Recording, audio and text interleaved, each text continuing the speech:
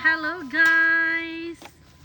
Yung kalamunggay dito, kinuhaan namin ng pangtanim. Di ba boards? Oo, ma'am. Pangtanim.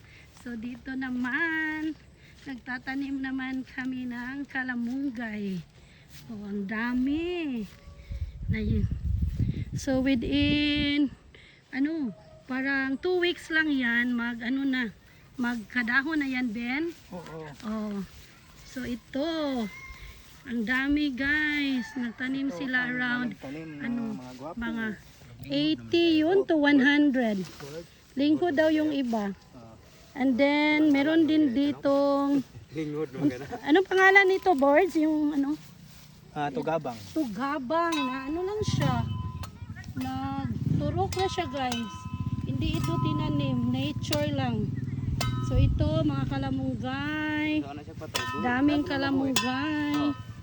So around 100 stems na kalamunggay ang ilang gitanom guys. So mag-order na niya mo pohon by ngayon, August.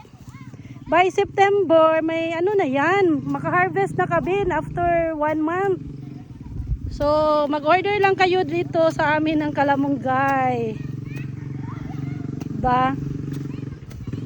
So this is our kalamunggay plants here.